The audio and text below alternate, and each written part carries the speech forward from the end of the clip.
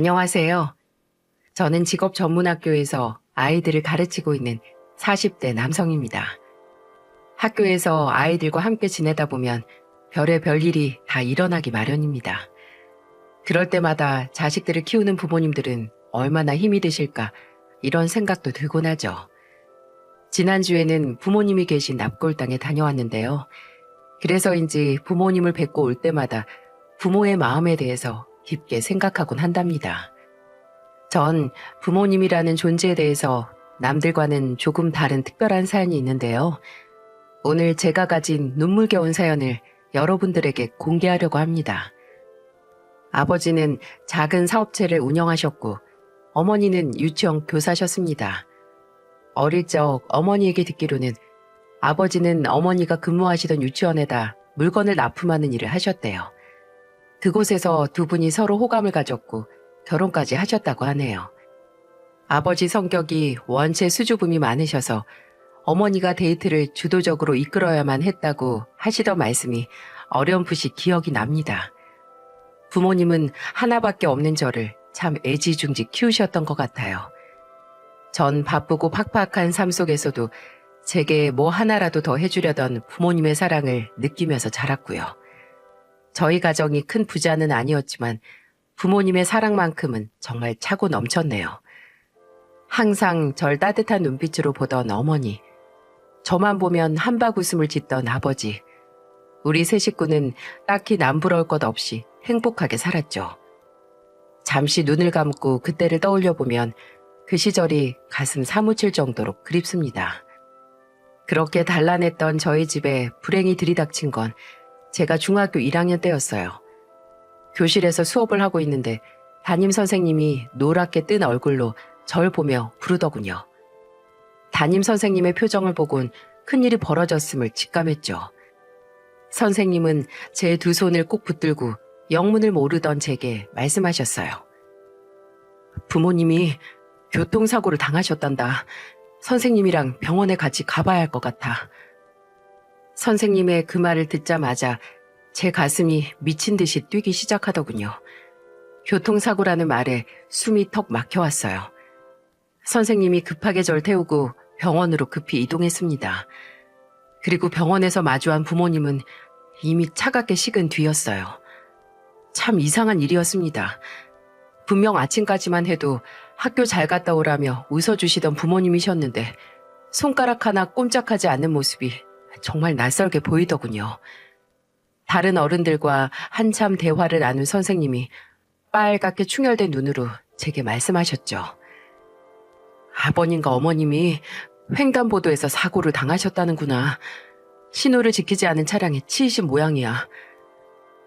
자세한 이야기를 들어보니 어머니가 근무하던 유치원 근처에서 일어난 사고였어요. 가끔 일을 일찍 마친 아버지는 어머니 퇴근할 시간에 맞춰서 어머니를 데리러 오곤 하셨거든요. 그날도 그랬던 모양인데 참 허무하게도 두 분 모두 정지 신호를 무시하고 속도를 줄이지 않은 승용차에 참변을 당하고 만 것이었죠. 전 그렇게 하루아침에 고아가 된 겁니다.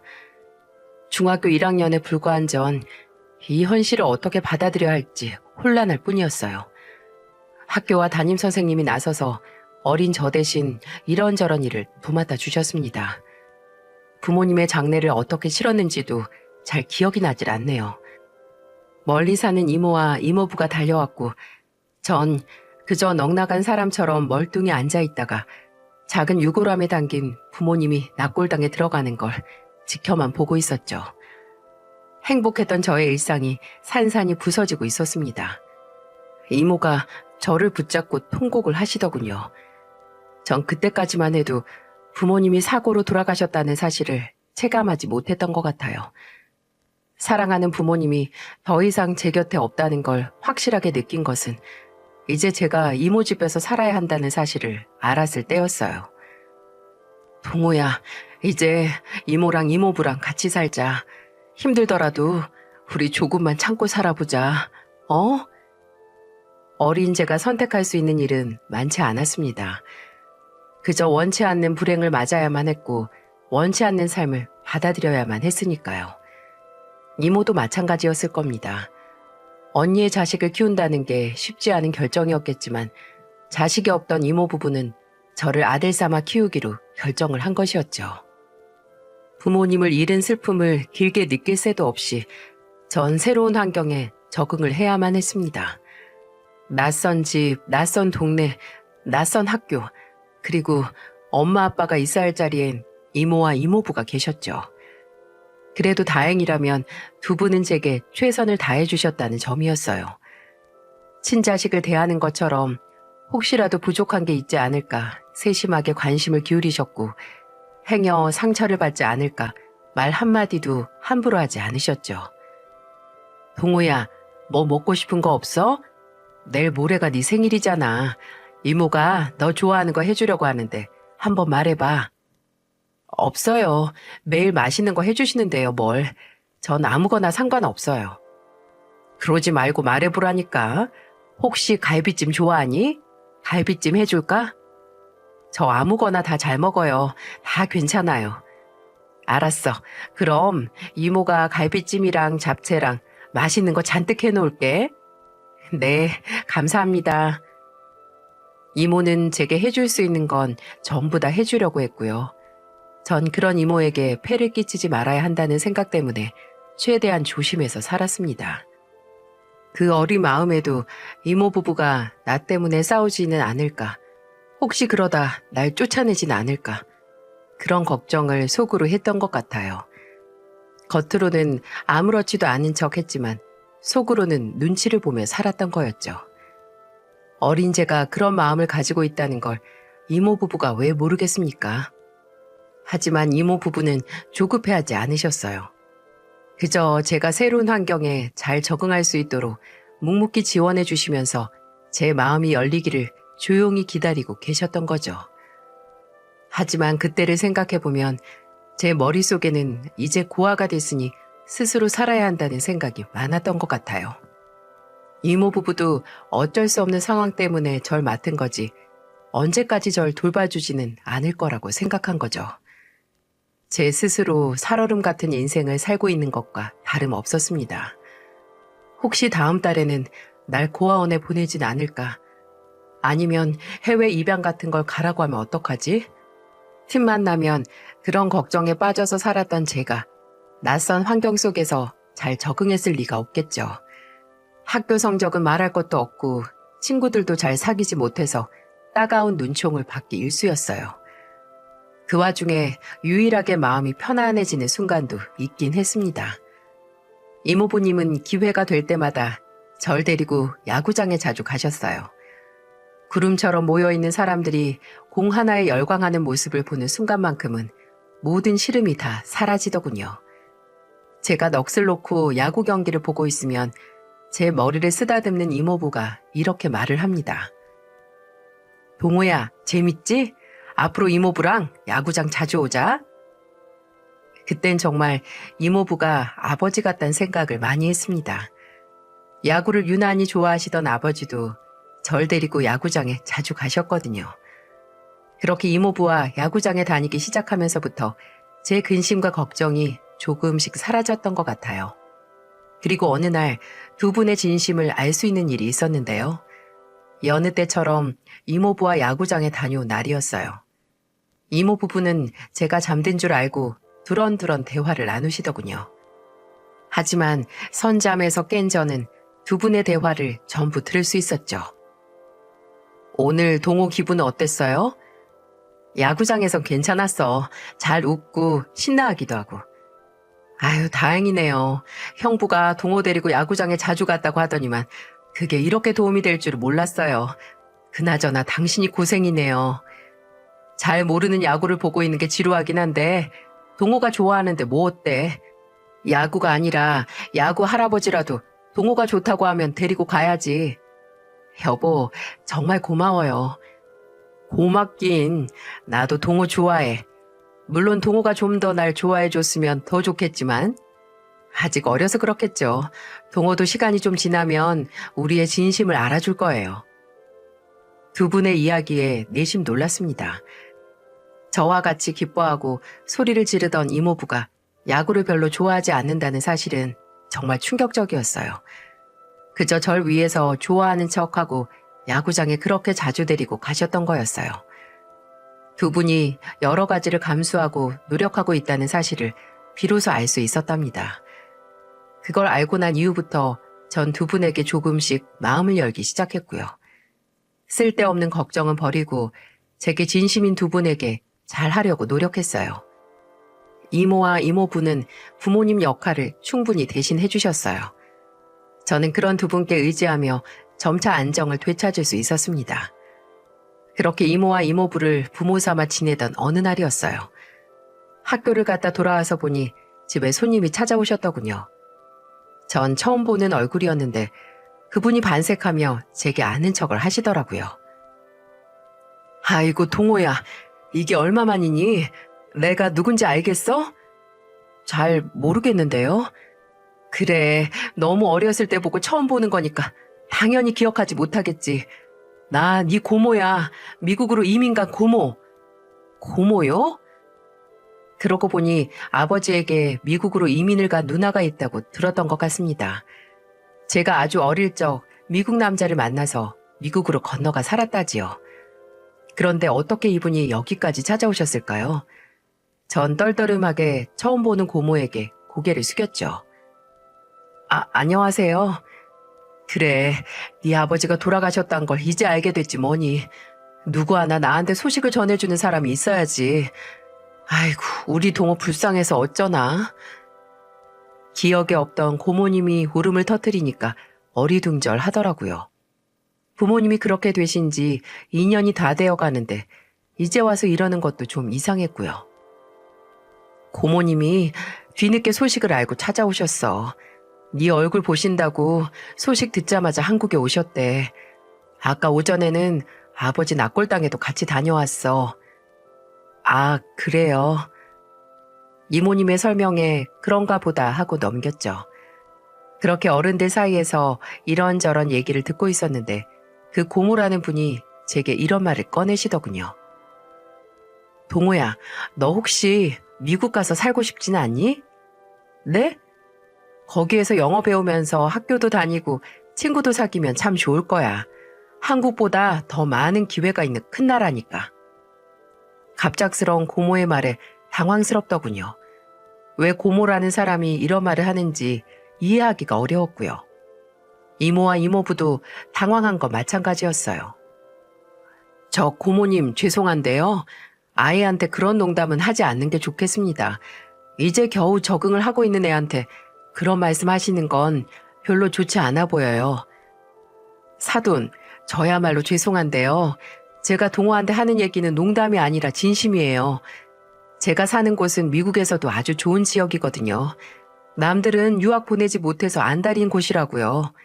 동호가 미국에서 살면 애한테 얼마나 좋겠어요?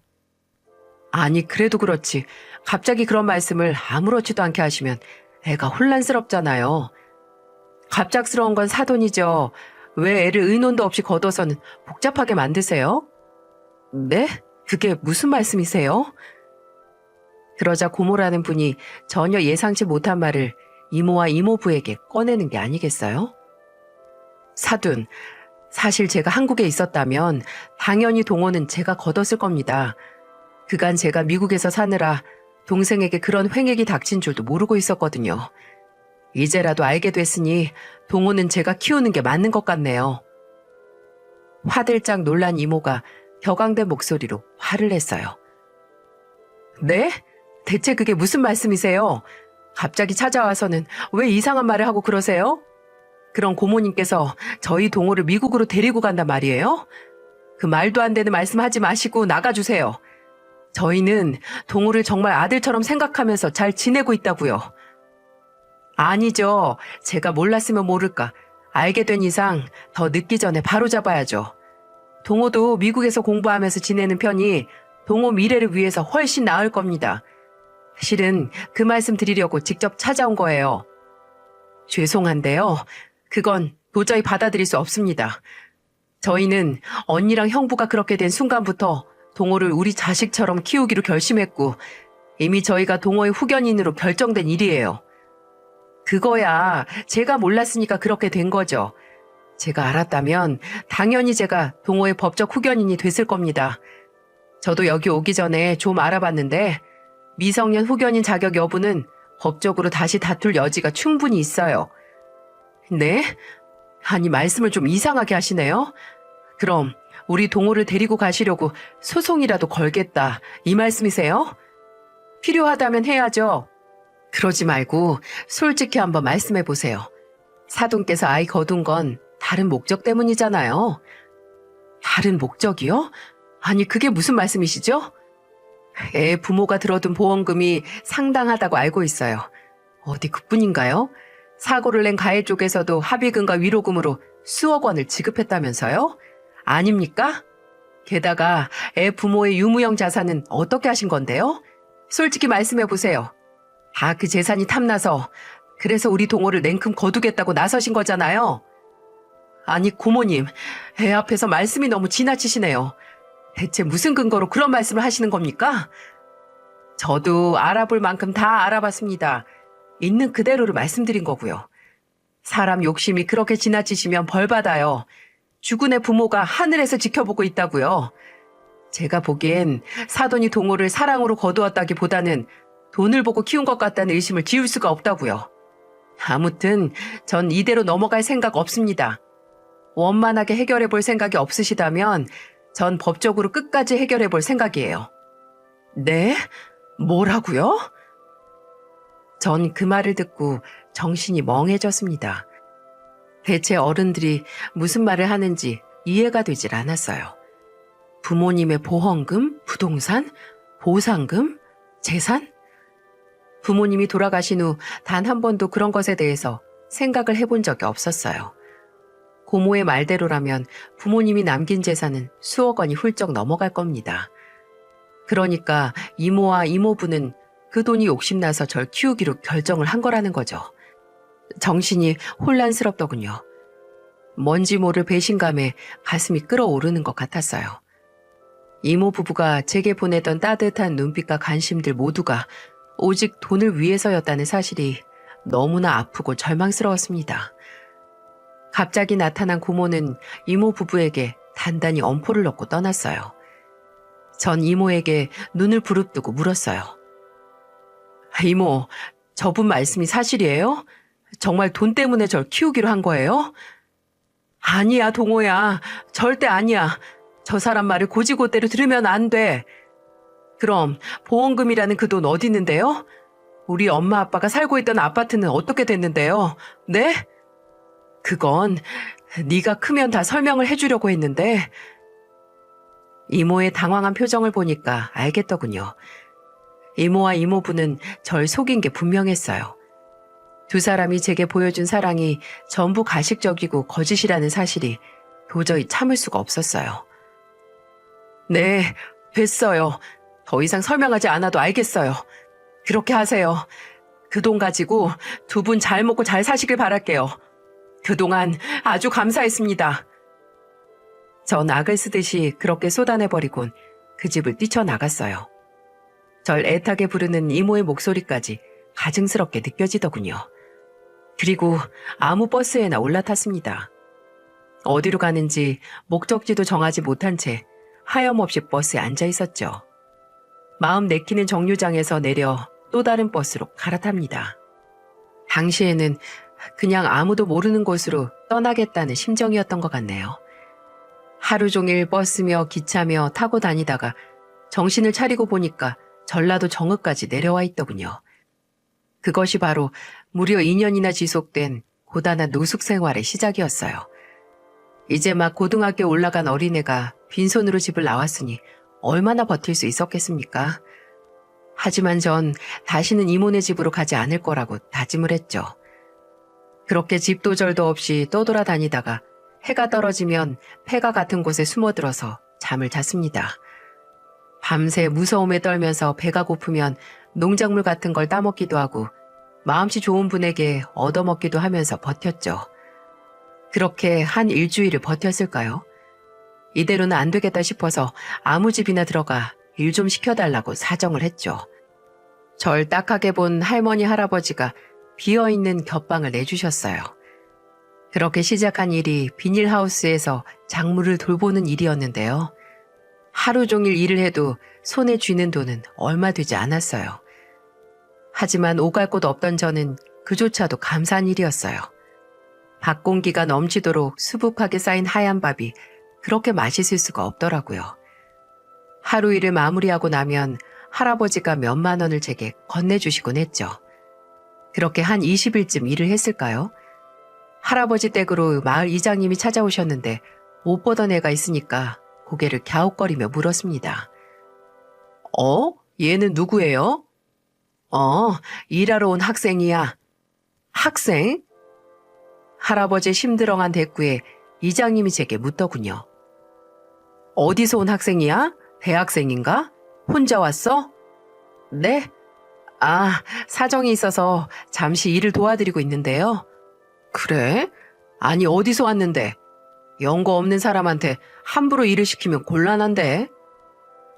제가 머뭇거리며 답을 잘 하지 못하자 이장님이 다음에 다시 얘기하자며 돌아가시더군요. 그렇게 마을 이장님이 절 수상하게 여기는 바람에 할아버지 댁에서 오래 버틸 수가 없었습니다. 전 한 달도 못 돼서 그 집을 몰래 도망치듯 나왔고 수성동이라는 동네로 넘어가 고기도 구워보고 배달 일도 해보았어요. 좀 번화가라서 일거리는 많았지만 그 역시 길게 버틸 수는 없었죠. 아무래도 사장님들이 신분이 불확실한 미성년자에게 일자리를 주는 걸 꺼려했거든요. 유흥가라서 경찰도 자주 눈에 보였고요. 경찰한테 걸리면 분명 이모 집으로 다시 돌아갈 수밖에 없었을 겁니다.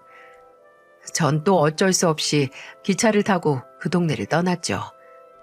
그리고 결국 마지막으로 찾아간 곳이 서울역이었어요.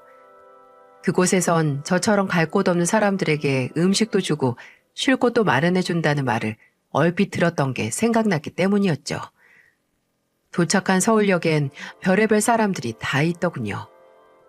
공허한 눈으로 지나는 사람을 바라보는 아저씨, 술을 마시고 잠들었다가 잠에서 깨면 또다시 술을 먹고 잠을 자는 할아버지, 교회에서 나눠주는 빵을 먹기 위해 열정적으로 설교를 듣는 아주머니까지 생각지도 못하게 많은 사람들이 노숙 생활을 하고 있었습니다.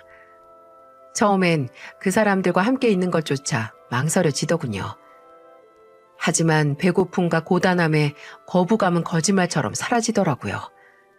전 길거리 생활에 인이 박힌 사람들 속으로 조금씩 스며들어갔습니다. 그래도 노숙인들이 정이 많아서 제게 길거리 생활하는 노하우들을 아름아름 알려주시더군요. 어디서 몇 시에 밥을 나눠주고 무슨 요일에는 저기로 가야 하고 낮에는 여기서 쉬고 밤에는 저기서 쉬어야 한다. 비나 눈이 오는 날에는 이쪽이 명당이다. 전 그들이 살아가는 방식을 몸으로 체득해가며 그렇게 하루하루를 버티기 시작했습니다. 하루가 그렇게 길게 느껴질 수가 없더라고요. 배가 고파서일까요? 아니면 마음이 불안해서일까요? 밖에서 생활을 하다 보니까 이상하게도 눈이 빨리 떠집니다. 줄인 배를 움켜쥐고 할 일 없이 시간을 보내다가 무료 급식소를 기웃거립니다. 부지런하게 움직이지 않으면 빈 식판을 들고 입맛을 다실지도 모릅니다.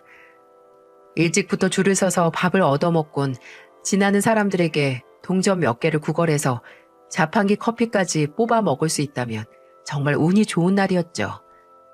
달콤하고 고소한 커피가 입안을 뜨뜻하게 적시면 우습게도 그조차도 행복하다는 생각이 들곤 했으니까요. 처음엔 한 달만 노숙을 하면서 지내다가 일자리를 구하겠다고 생각을 합니다. 하지만 그 한 달이 석 달이 되고 어느덧 눈 깜짝할 사이 계절이 바뀌어 있곤 하죠. 박스를 깔고 잠을 자다가 등이 베겨서 더 이상 도저히 못 견딜 것 같았는데 어느새 세상 모르게 잠을 잘 수 있었고 팔이며 다리며 얼굴이며 꽤 하얗던 피부는 새카맣게 변해 있더군요. 노숙 생활에 익숙해질수록 정신도 혼미해졌습니다.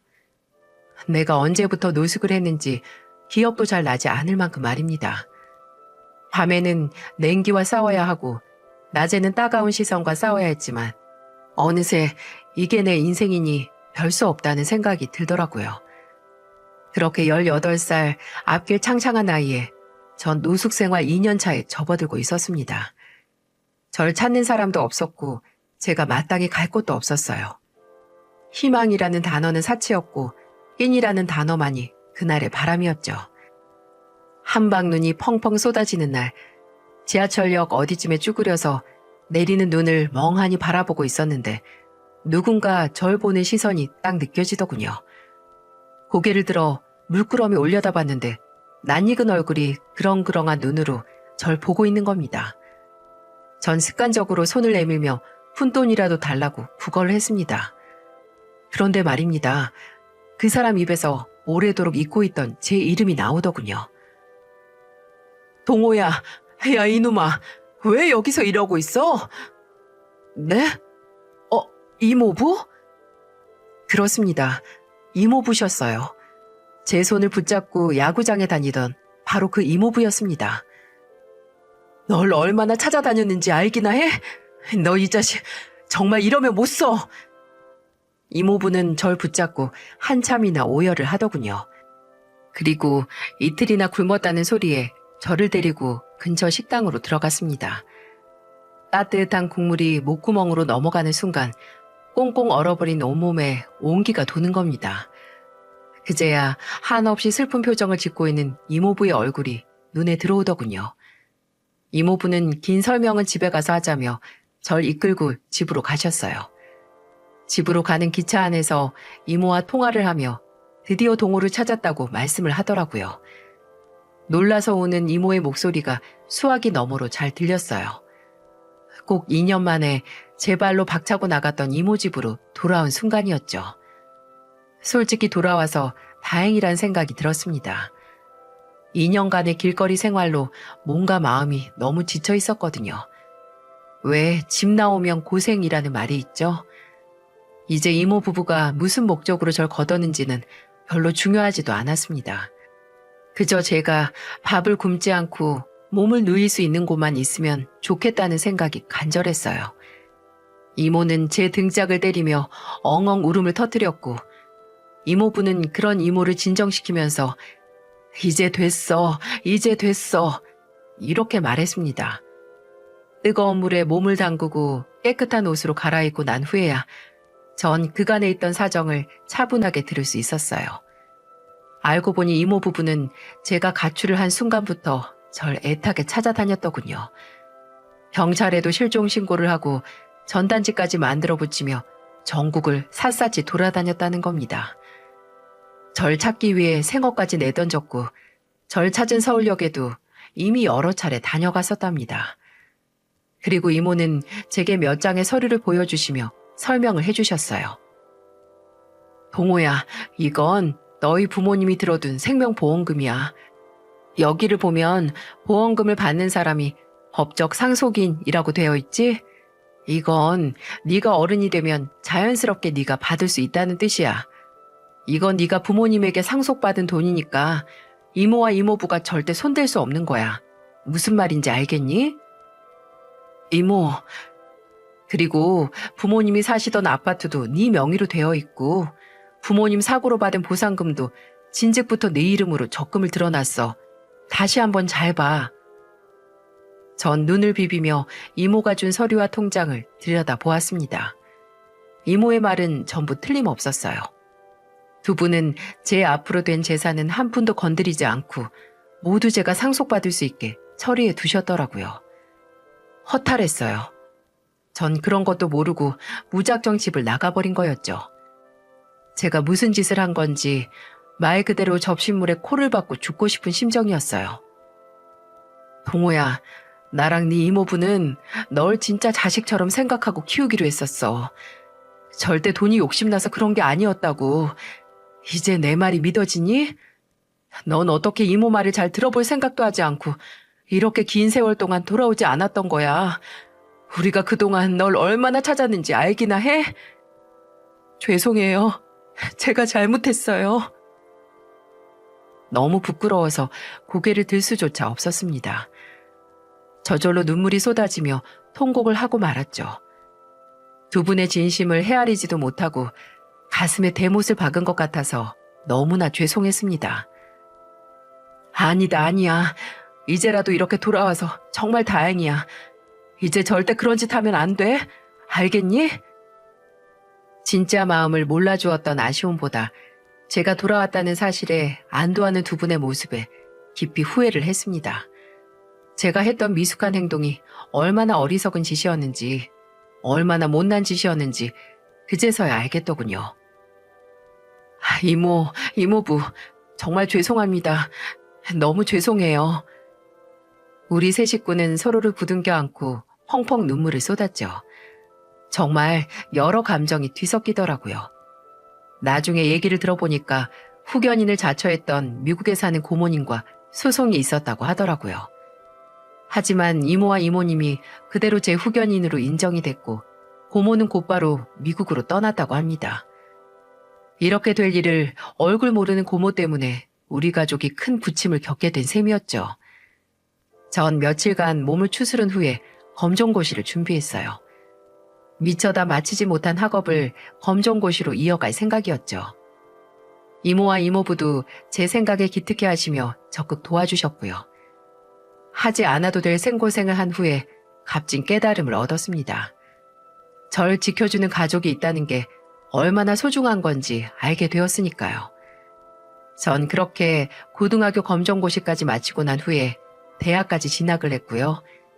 자동차 관련 일을 쭉 하다가 직업전문학교에서 아이들을 가르치게 되었죠. 성인이 되면서 전 부모님에게 받아야 할 상속재산을 전부 받았습니다. 제 명의로 된 아파트는 그간 많이 올라서 몇 배로 뛰었고요. 3억이 넘는 부모님의 보험금도 모두 수령했습니다. 그리고 보상금으로 묶어둔 돈에다가 이모가 돈을 보태 부어온 적금도 만기가 됐고요. 그렇게 따져보니 제 손에는 무려 15억이 넘는 재산이 있더군요. 이게 다 이모와 이모부 덕택이었습니다. 그리고 전 서울 근교에 있는 적당한 전원주택을 계약했어요. 2층 집에다가 넓은 정원이 있는 멋진 집이었죠. 이건 부모와 다름없는 이모 부부를 위해서 준비한 선물이었어요. 여태껏 20평대 빌라에서만 살아온 이모 부부에게 멋진 집을 선사하고 싶었거든요. 그리고 전 맛있는 걸 사주겠다며 이모 부부를 모시고 근교로 나갔습니다.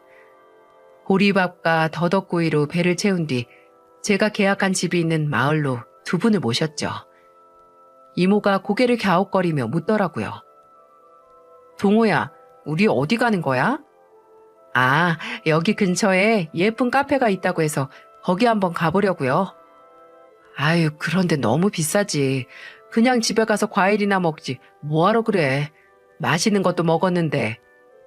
에이, 내가 이모한테 그 정도도 못 사줄까 봐? 그러니까 이모부가 너털 웃음을 터뜨리며 말합니다. 그래, 동호가 다 커서 우리한테 이렇게 만난 거 쏘고 싶다잖아. 그러니까 잠자코 있어, 여보. 으이그, 당신은 애가 얼른 돈 벌어서 장가 미쳐 모아야지. 자꾸 돈만 쓰면 돼?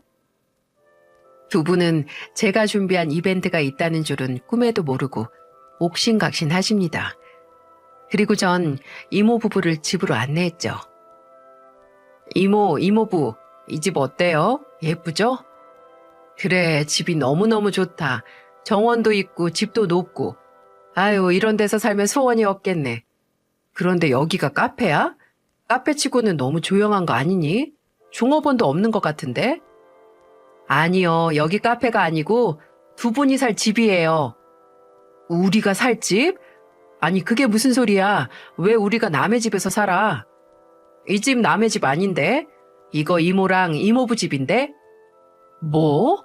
아니, 갑자기 그게 무슨 소리야? 알아듣게 말해봐. 이거 제가 계약한 집이에요. 두 분한테 선물로 드리고 싶어서 제가 샀다고요. 어? 얘가 뭘 잘못 먹었나? 누구한테 주려고 집을 샀다고? 이모는 제 말을 얼른 알아듣지 못하고 눈만 껌뻑거렸어요. 제가 몇 번을 설명을 하고 나서야 드디어 알아들으시더군요. 아이고 동호야, 이 비싼 집을 사다니 왜 그랬어? 다 늙은 우리가 이런 집이 무슨 필요가 있다고. 아휴, 두 분이 제게 해주신 거에 비하면 아무것도 아니에요, 이모. 그리고 이모부, 정말 감사드립니다. 두 분 덕분에 제가 이렇게 바르게 클 수 있었어요.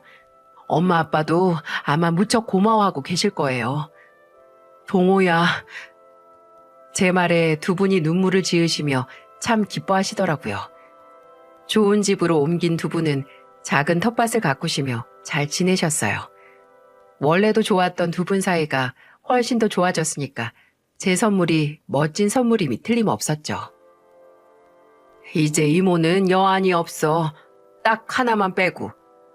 네? 딱 하나만 빼고요? 그래, 우리 동호가 좋은 여자랑 결혼하는 건 보고 죽어야지 않겠니? 아, 결혼이요?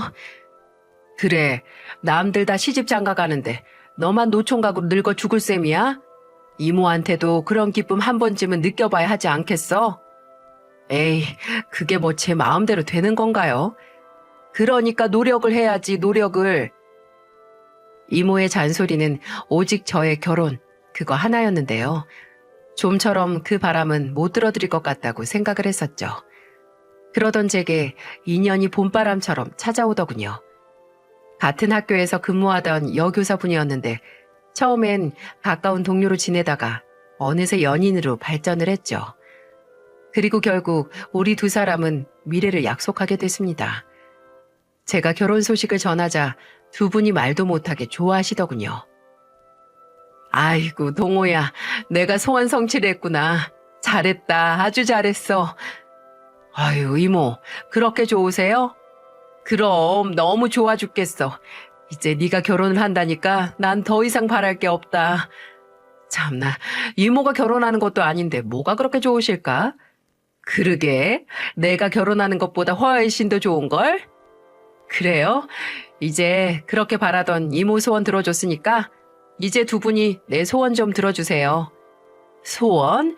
오냐, 내가 들어줄 수 있는 건 다 들어주마. 우리 동호 소원이 뭔데? 어디 한번 시원하게 말해봐. 정말이죠? 정말 제 소원 들어주실 거죠? 그렇대도 어서 말해보라니까. 전 두 분에게 마음속 깊이 담아두었던 바람을 꺼내놓았어요. 전 이모와 이모부가 정식으로 제 부모님이 되어주셨으면 해요. 뭐? 너 지금 뭐라고 그랬니?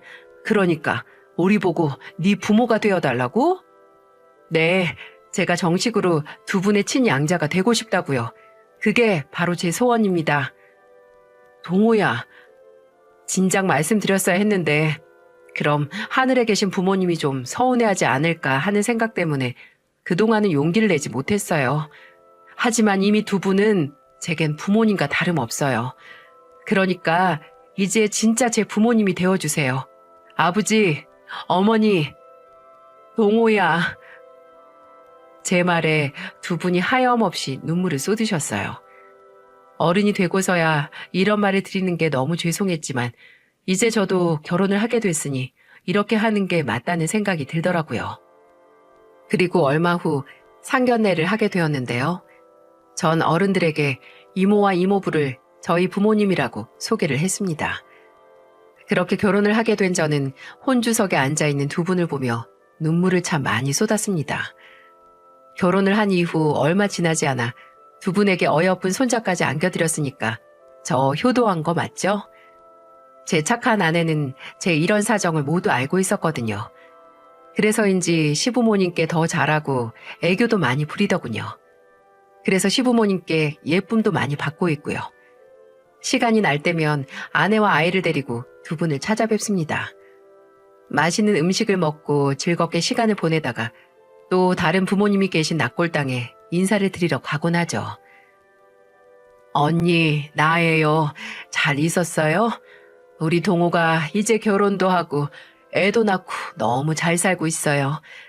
그리고 이제 나를 엄마라고 부르고 싶대요. 괜찮죠? 우리 애들 잘 살 수 있도록 언니랑 형부가 잘 좀 보살펴 주세요. 알았죠? 어머니의 사진을 보며 당부하는 이모의 말에 괜스레 코끝이 찡해졌어요. 제 지난 일들을 회상해보면 참 다사다난했던 인생이었던 것 같습니다. 하지만 두 분이 계셨기에 지금까지 잘 견딜 수 있었던 것 같네요. 이 자리를 빌어서 기꺼이 제 부모가 되어주신 이모와 이모부님께 감사하다는 말씀을 전하고 싶습니다. 제 이야기는 여기까지인데요. 애독자분들에게 어떻게 다가왔는지 무척 궁금하네요. 끝까지 들어주셔서 정말 감사합니다.